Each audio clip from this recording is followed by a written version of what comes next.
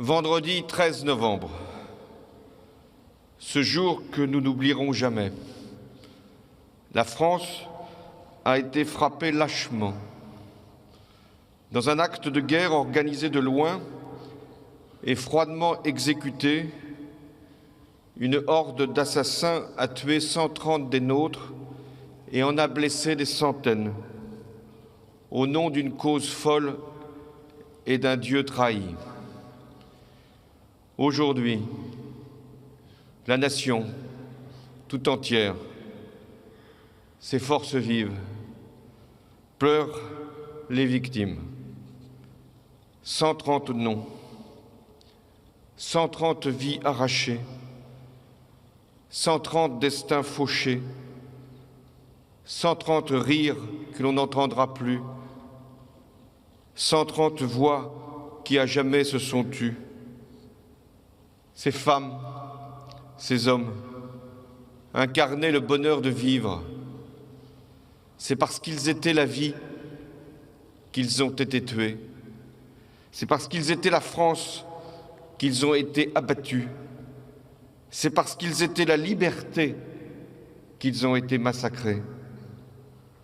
En cet instant si grave et si douloureux, où la nation fait corps avec elle-même, j'adresse en son nom notre compassion, notre affection, notre sollicitude aux familles et aux proches réunis ici, dans ce même malheur. Des parents qui ne reverront plus leurs enfants, des enfants qui grandiront sans leurs parents, des couples brisés par la perte de l'être aimé, des frères et des sœurs pour toujours séparés. 130 morts et tant de blessés marqués à jamais, marqués dans leur chair, traumatisés au plus profond d'eux-mêmes. Alors, je veux dire simplement ces mots. La France sera à vos côtés. Nous rassemblerons nos forces pour apaiser les douleurs. Et après avoir enterré les morts, il nous reviendra de réparer les vivants. À vous tous, je vous promets solennellement que la France mettra tout en œuvre pour détruire l'armée des fanatiques qui ont commis ces crimes, qu'elle agira sans répit pour protéger ses enfants.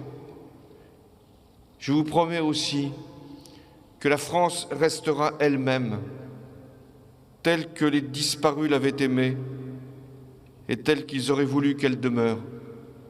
Et s'il fallait une raison de nous tenir debout aujourd'hui, une raison de nous battre pour nos principes, une raison de défendre cette République qui est notre bien commun, nous la trouverions dans leurs souvenirs.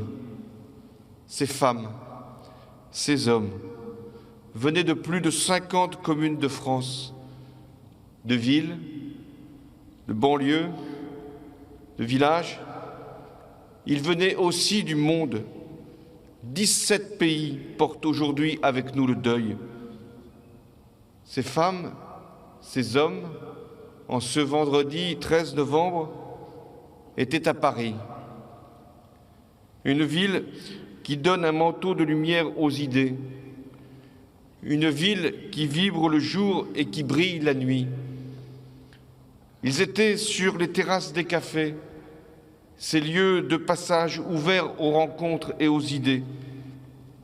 Ils partageaient un repas aux saveurs du monde.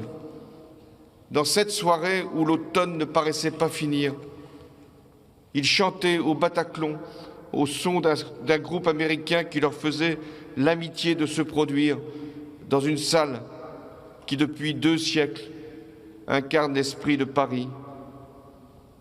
Ces hommes, ces femmes avaient tous les âges, mais la plupart avaient moins de 35 ans.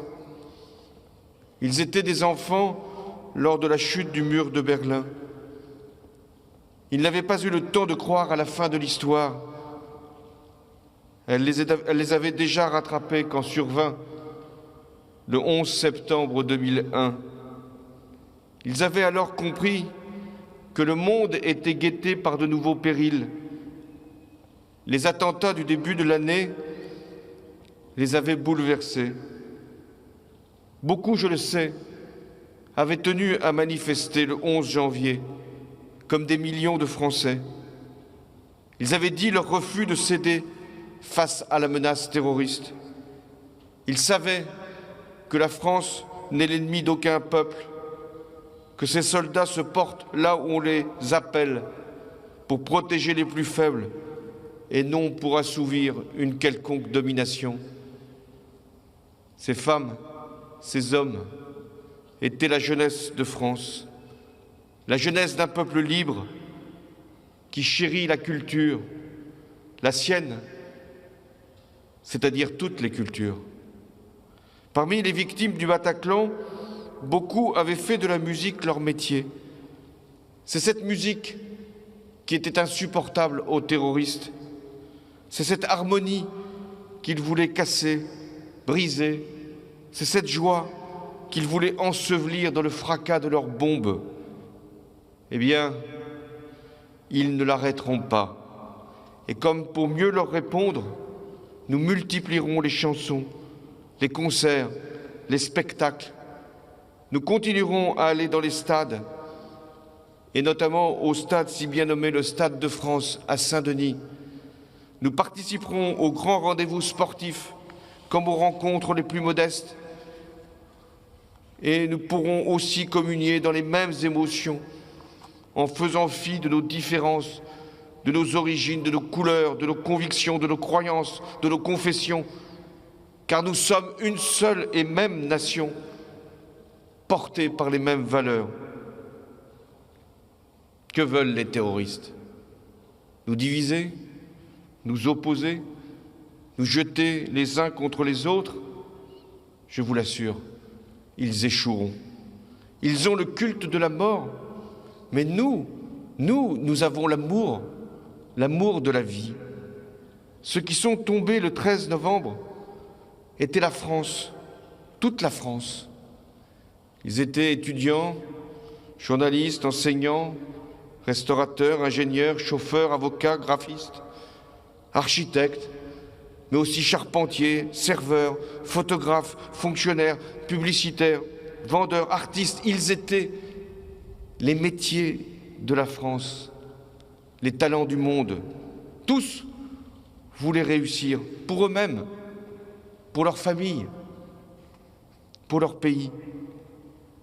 C'est en nous rappelant leurs visages, leurs noms, mais aussi leurs espoirs, leurs joies, leurs rêves anéantis, que nous agirons demain. Nous connaissons l'ennemi. C'est la haine, celle qui tue à Bamako, à Tunis, à Palmyre, à Copenhague, à Paris, et qui a tué naguère à Londres ou à Madrid. L'ennemi, c'est le fanatisme qui veut soumettre l'homme à un ordre inhumain. C'est l'obscurantisme, c'est-à-dire un islam dévoyé qui renie le message de son livre sacré. Cet ennemi, nous le vaincrons ensemble, avec nos forces, celles de la République, avec nos armes, celles de la démocratie, avec nos institutions, avec le droit. Dans ce combat, nous pouvons compter sur nos militaires, engagés sur des opérations difficiles, en Syrie, en Irak, au Sahel. Nous pouvons compter sur nos policiers, nos gendarmes, en lien avec la justice, qui se sont encore comportés de façon admirable pour mettre hors d'état de nuire les terroristes. Nous pouvons compter sur le Parlement pour adopter toutes les mesures qu'appelle la défense des intérêts du pays, dans un esprit de concorde nationale et dans le respect des libertés fondamentales. Et puis surtout, nous pouvons compter sur chaque Française et sur chaque Français pour faire preuve de vigilance, de résolution, d'humanité, de dignité. Nous mènerons ce combat jusqu'au bout et nous le gagnerons en étant fidèles à l'idée même de la France. Quelle est-elle? Un art de vivre, une volonté farouche d'être ensemble, un attachement à la laïcité, une appartenance à la nation, une confiance dans notre destin collectif. Je vous l'affirme ici, nous ne changerons pas. Nous serons unis sur l'essentiel. Et je salue ici, devant vous, famille, ces innombrables gestes de tant de Français anonymes qui se sont pressés sur les lieux des drames pour allumer une bougie, déposer un bouquet, laisser un message, apporter un dessin. Et si l'on cherche un mot pour qualifier cet élan, ce mot existe, c'est la fraternité dans la devise de la République. Et que dire de la mobilisation de tous les services publics pour porter secours et assistance aux victimes, pour accompagner les survivants, pour soutenir les proches, ces personnels de santé admirables. Leur action dit aussi ce que nous sommes, un pays solidaire. Tout ce qui s'est passé depuis le 13 novembre porte la marque de la gravité, de la conscience des défis que se présentent à notre pays. Ceux qui sont tombés le 13 novembre incarnaient nos valeurs. Et notre devoir est plus que jamais de les faire vivre, ces valeurs. Nous ne céderons ni à la peur, ni à la haine. Et si la colère nous saisit, nous la mettrons au service de la calme détermination à défendre la liberté au jour le jour. C'est-à-dire la volonté de faire de la France un grand pays, fier de son histoire, de son mode de vie, de sa culture, de son rayonnement, de son idéal universel, du respect et même de la ferveur que notre pays inspire au monde chaque fois qu'il est blessé. Je n'oublie pas les images venues de la planète entière, célébrant dans le même mouvement le sacrifice de ceux qui étaient tombés à Paris, comme si c'était le monde entier qui se couvrait de deuil.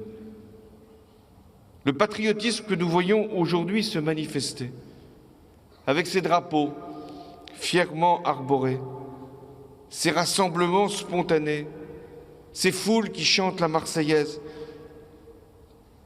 Oui, tout cela n'a rien à voir avec je ne sais quel instinct de revanche ou je ne sais quel rejet de l'autre.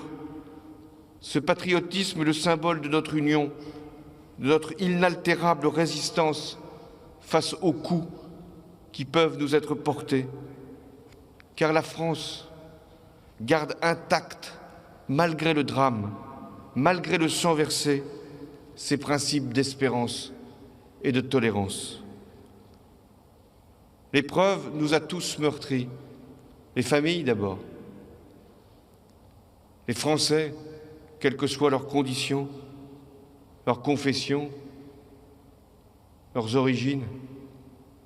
L'épreuve nous a tous meurtris, mais elle nous rendra plus forts. Je vais vous dire ma confiance dans la génération qui vient. Avant elle, d'autres générations ont connu à la fleur de l'âge des événements tragiques qui ont forgé leur identité. L'attaque du 13 novembre restera dans la mémoire de la jeunesse d'aujourd'hui comme une initiation terrible à la dureté du monde, mais aussi comme une invitation à l'affronter en inventant un nouvel engagement. Je sais que cette génération tiendra solidement le flambeau que nous lui transmettons. Je suis sûr qu'elle aura le courage de prendre pleinement en main l'avenir de notre nation. Le malheur qui a touché les martyrs du 13 novembre, investit cette jeunesse de cette grande et noble tâche. La liberté ne demande pas à être vengée, mais à être servie. Je salue cette génération nouvelle. Elle a été frappée. Elle n'est pas effrayée.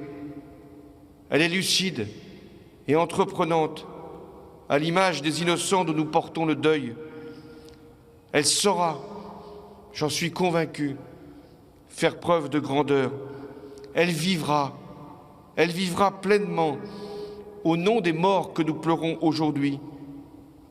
Malgré les larmes, cette génération est aujourd'hui devenue le visage de la France. Vive la République et vive la France.